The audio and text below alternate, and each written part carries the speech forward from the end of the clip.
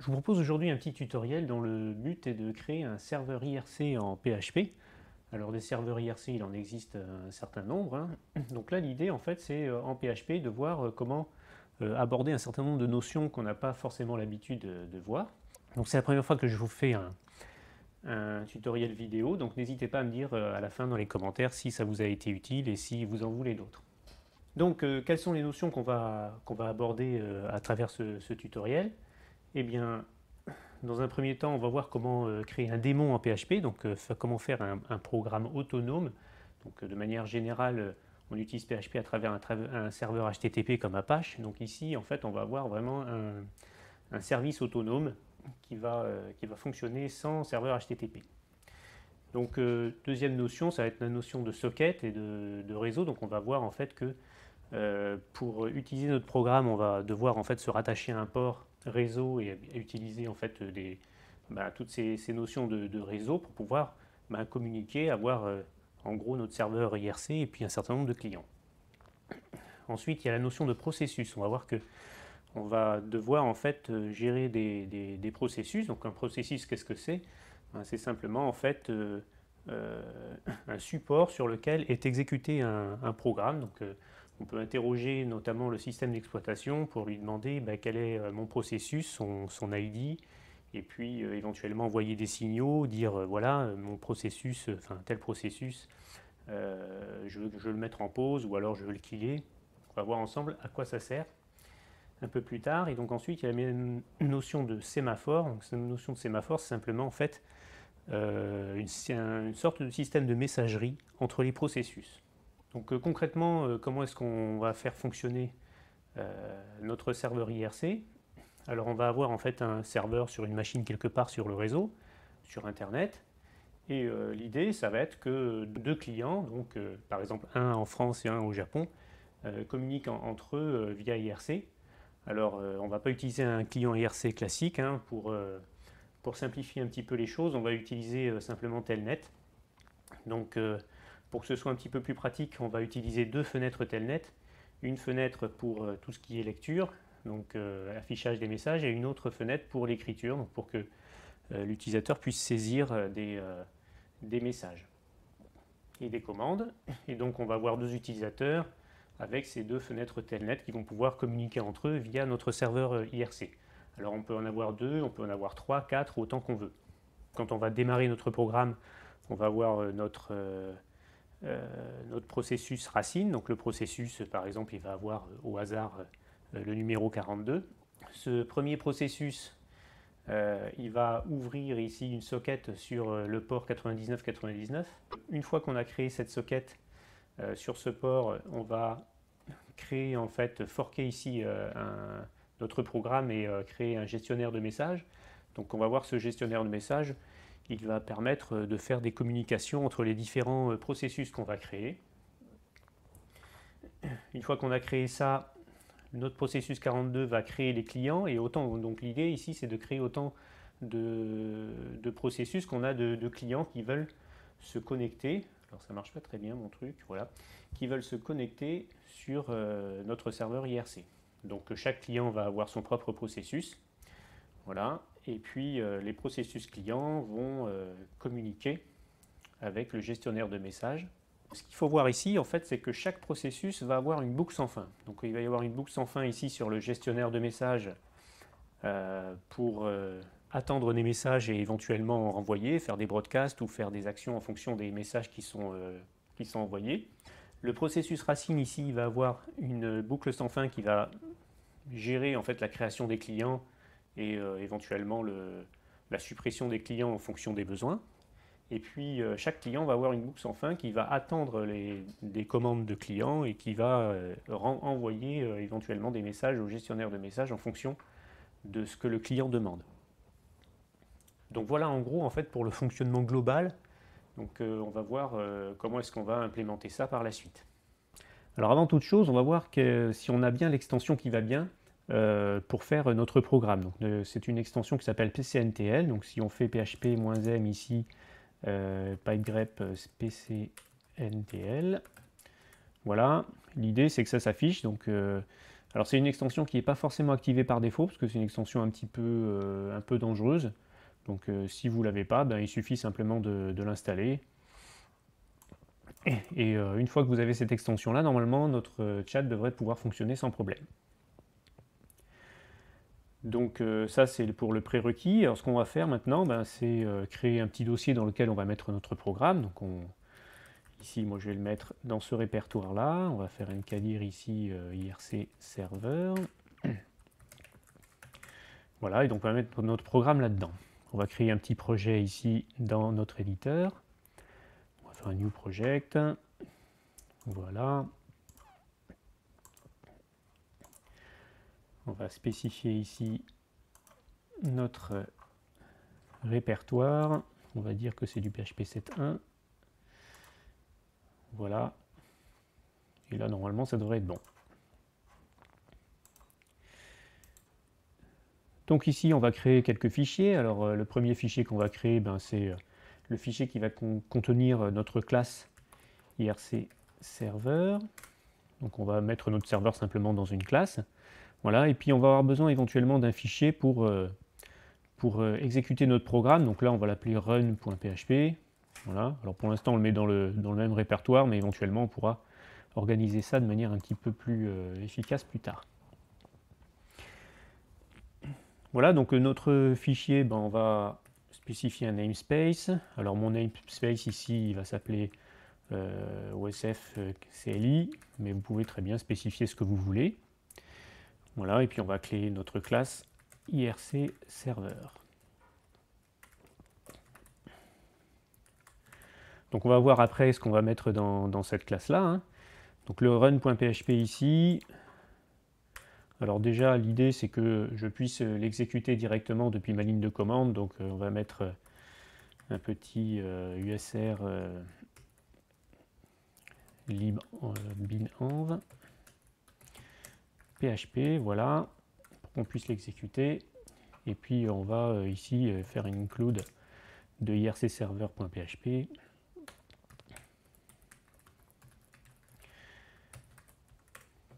Voilà, très simplement.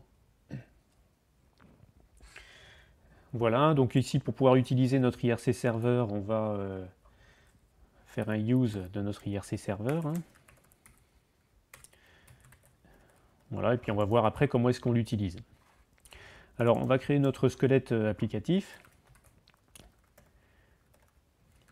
Donc ce qu'on va faire dans un premier temps, c'est que on va créer quelques méthodes en fait qui vont représenter qui vont englober tout ce que vont faire les différents processus. Donc si on revient sur notre schéma, on a un processus racine ici en fait qui va gérer tous les clients. Donc on va par exemple l'appeler manage client.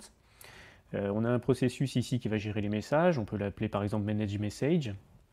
Voilà. Et puis pour chaque client, éventuellement, on va créer en fait une méthode qui va nous permettre de faire ça. De gérer les clients. Donc, hop, on va revenir ici sur notre éditeur. Donc, on va avoir ici un constructeur qui va initialiser notre requête. Alors, le constructeur, ce qu'il peut faire éventuellement, c'est directement ouvrir la socket. Donc, ouverture, création de la socket. On va avoir un destructeur qui lui va... alors il ne fait pas les choses correctement, notre éditeur.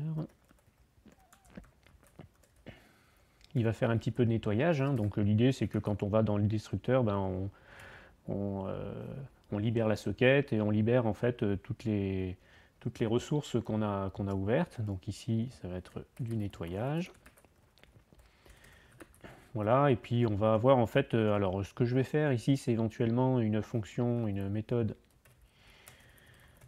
start qui va me permettre en fait, une fois que j'ai créé mon objet, d'initialiser ici le processus. Hein.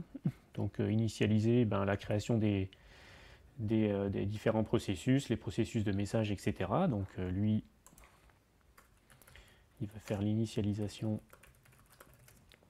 du serveur IRC. Voilà, notre start ici, il va appeler éventuellement un manage, alors on va faire un manage message. Alors on va faire un protected. Donc manage messages. Voilà, alors tout ça, ça renvoie rien pour l'instant. On va voir ici un protected. Alors on va faire un manage ici client, voilà, qui va gérer en fait la création des clients au fur et à mesure. Et puis on va avoir un protected. Alors on va appeler par exemple start client, qui va en fait démarrer un client au fur et à mesure. Donc le start client, en fait, lui, ça va être la boucle sans fin qui va, pour chaque client, écouter ce qu'il dit et puis exécuter ce qui va bien. Donc voilà en gros le squelette à peu près de notre application. Alors ce qu'on peut faire dans un premier temps, parce qu'on va devoir déboguer au fur et à mesure, c'est une petite fonction de log. On va faire un protected function log ici. Voilà. Et cette fonction-là, ben, elle va simplement loguer, envoyer dans la sortie standard des informations.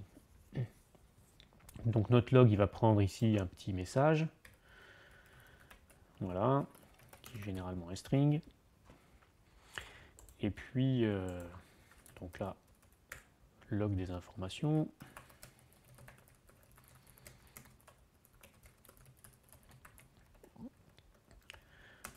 Du serveur. Voilà, donc ici, ben, ce qu'on va faire, c'est en gros faire un petit message. Alors dans le premier message, ce qu'on peut mettre, alors on va voir un petit peu ce qu'on peut mettre. Dans le premier temps, on va mettre ici la date. Voilà, donc ça va être la date du jour. Hein. Voilà, avec l'heure, les minutes et les secondes. Voilà, alors ensuite, il va falloir peut-être avoir en fait des informations comme le PID courant, ce genre de choses.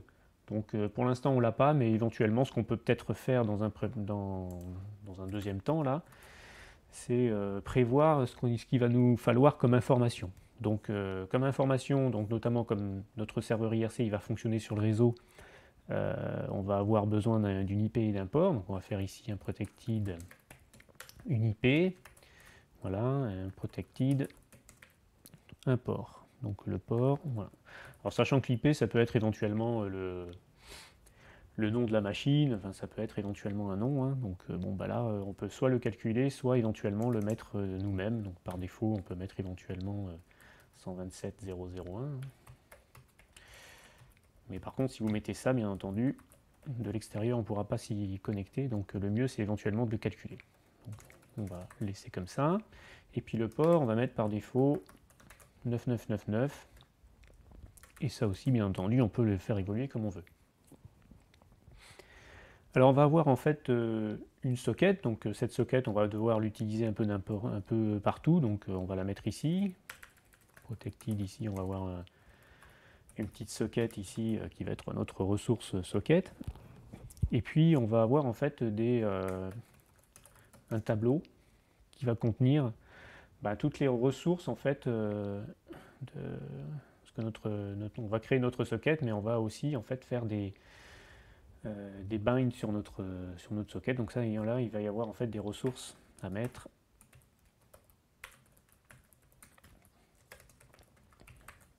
Voilà, pour que chaque client en fait puisse utiliser la socket. Donc on va avoir en fait une première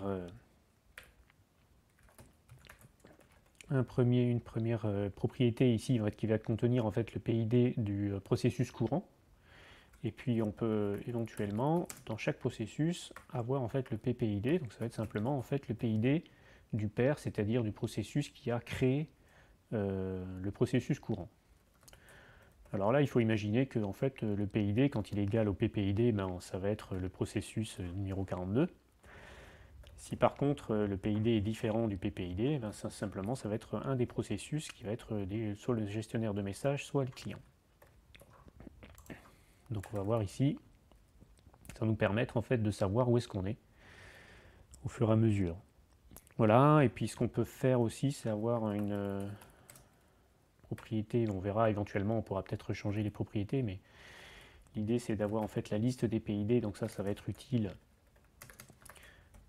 dans le serveur, enfin du moins dans le processus 42, le processus racine, pour qu'il puisse gérer en fait l'ensemble des processus. Voilà, et puis qu'est-ce qu'on va avoir d'autre? On va voir éventuellement si on a besoin d'autre chose. Mais en gros, on a à peu près ce qu'on veut. Donc là, ici, dans le log, ce qu'on peut ajouter éventuellement, c'est un petit préfixe qui va permettre de savoir si on est en fait dans le processus racine ou si on est dans le processus fils. Donc là, on va tout simplement faire la petite condition dont je vous ai parlé tout à l'heure. Donc ça va être voilà, si this ppid égale this PID, à ce moment-là, on est dans le processus pair, donc on va mettre un plus, sinon on met un moins ici, on est dans le processus racine, processus fils. Voilà, on peut mettre éventuellement le nom du PID courant, donc PID, ça va être tout simplement mon this PID, ou on va faire tout simplement un printf directement. Voilà, avec toutes ces informations, donc on peut éventuellement mettre une première information avec le préfixe, une deuxième information avec la date. Voilà. Ici, on peut mettre le nom, le numéro du PID, donc on peut éventuellement le mettre sur 6 caractères. Et puis ensuite, on va avoir le message. Donc le message, on peut le mettre à la fin, suivi d'anti/n. Donc là, on a dit le préfixe, la date, le PID courant, voilà, et puis le message, il ne faut pas l'oublier. Et voilà. Donc là, ici, on a d'autres petites fonctions de log. Par exemple, ici, si on fait notre constructeur, dans notre constructeur, ici, on peut dire éventuellement un truc du genre 6. Démarrage du serveur, donc log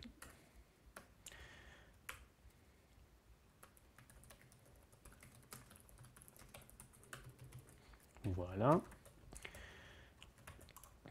un petit constructeur ici, et puis ici dans le start éventuellement on peut avoir d'autres choses. Voilà.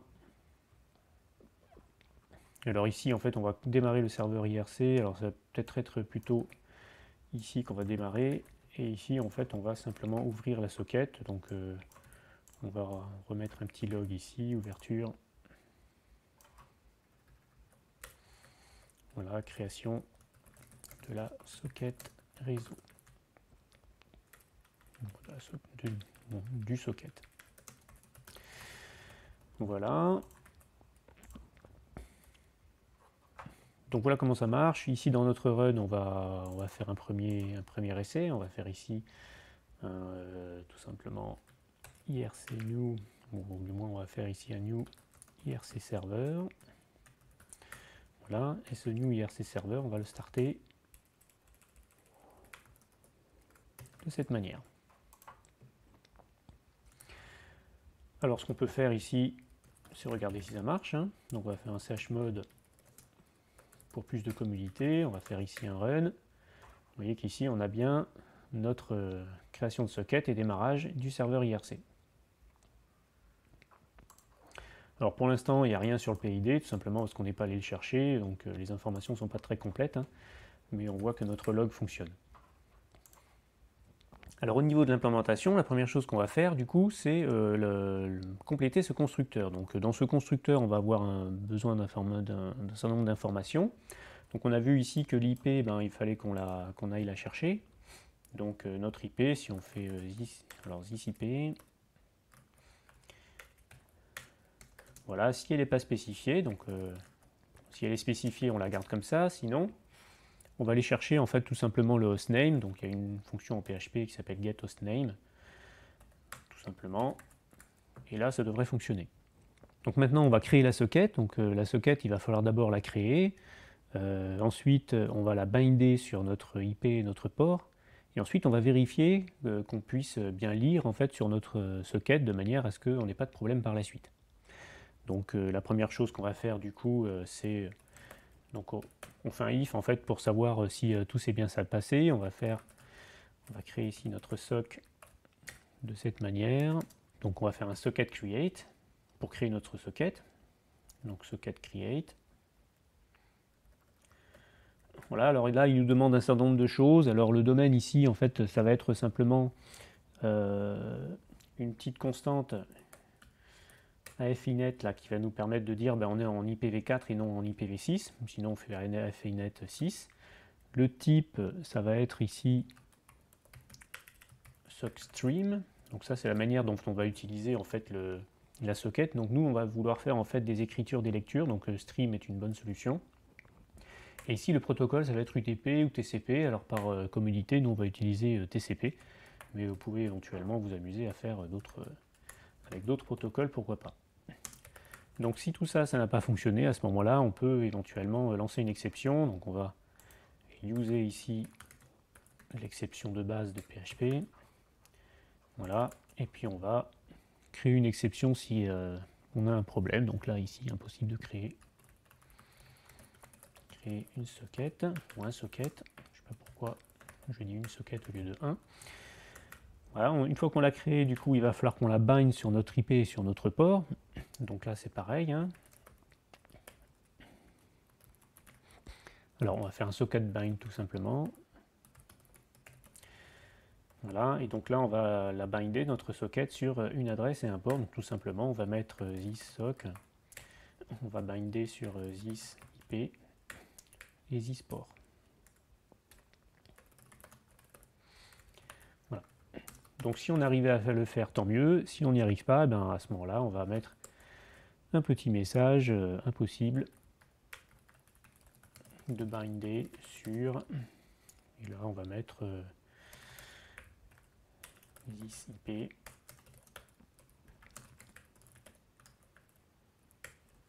Voilà. Et enfin la dernière chose, on va vérifier en fait qu'on puisse lire sur notre socket. Donc on va faire ici un if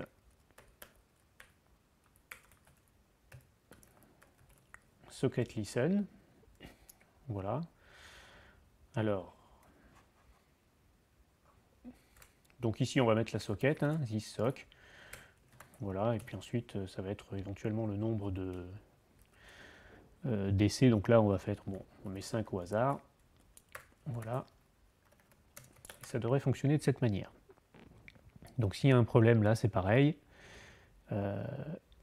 Donc là on va dire tout simplement en fait qu'on ne peut pas écouter sur le. Donc impossible d'écouter. Je vais mettre ça comme ça.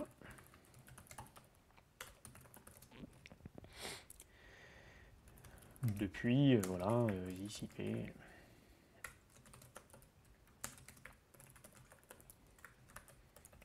Voilà, donc là normalement ça devrait être bon.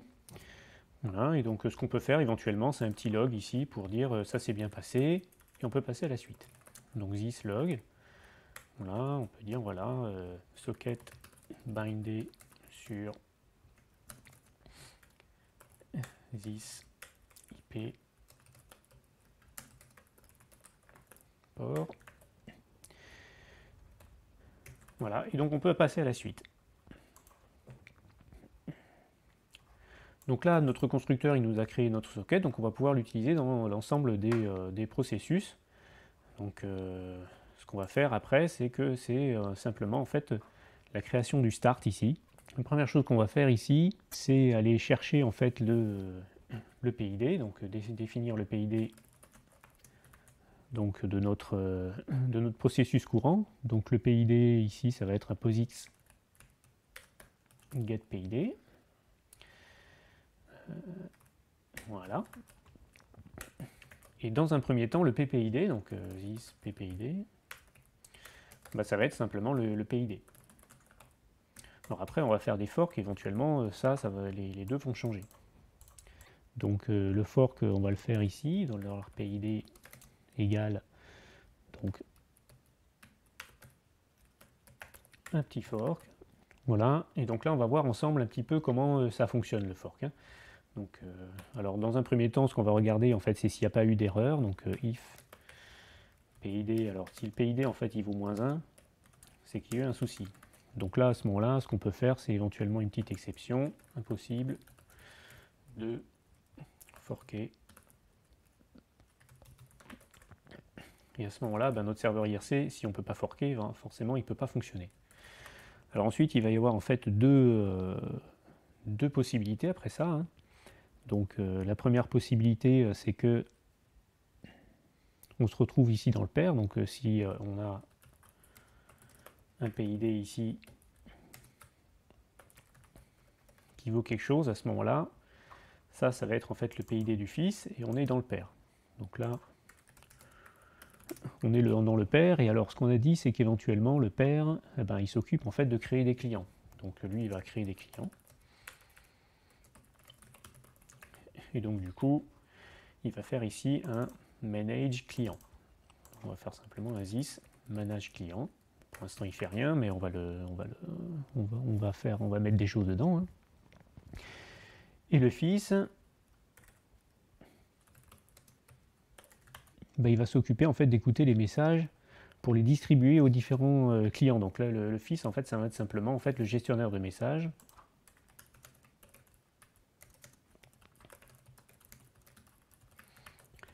Voilà, et notre gestionnaire de messages, eh ben, on va faire tout simplement un this manage message.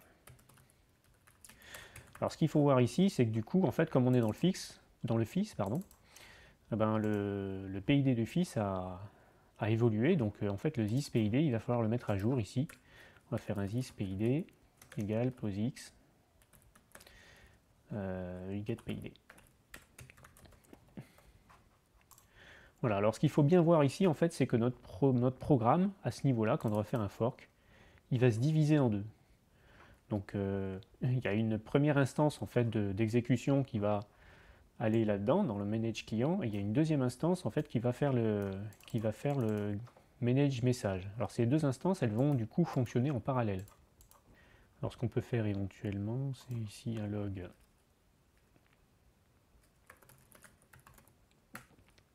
Alors pour l'instant, on dit juste en fait gestionnaire de messages.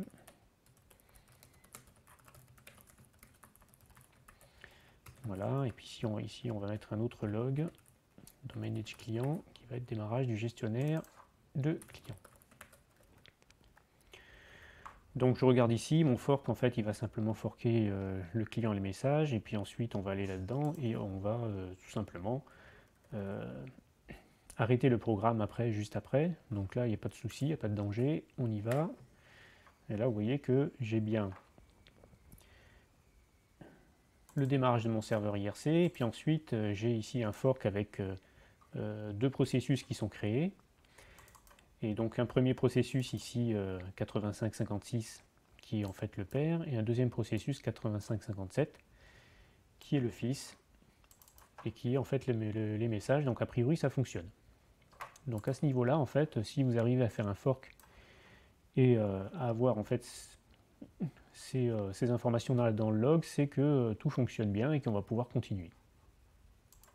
Alors maintenant, pour bien faire les choses, ce qu'on va faire, c'est définir ici, enfin, mettre un certain nombre de choses dans notre destructeur. On va vérifier ici en fait si on est dans le processus pair, c'est le processus pair qui va gérer les choses. Donc pour savoir si on est dans le processus pair, on fait si ppid égale PID. À ce moment-là, on est dans le pair et on peut éventuellement, s'il y a une socket, voilà, donc là, ce qu'il faut, c'est tout simplement fermer notre socket, donc faire un socket close. Voilà. Alors, c'est pas trop grave si on ne fait pas ça, mais le problème, c'est que on risque éventuellement en fait de laisser la socket ouverte, même si le programme ne fonctionne plus. Et du coup, on ne pourra plus se binder sur le port et ça va poser des petits soucis. Voilà, et puis sinon, alors ce qu'on peut faire, c'est éventuellement des petits logs. On peut faire ici un this log. Donc là, on va mettre arrêt général. Voilà, si le processus perd, il s'arrête, et il arrête aussi tous les autres, hein, donc forcément c'est un arrêt général. Et là on va mettre un syslog, là du coup ça va être arrêt 2, et puis on va mettre le numéro du PID.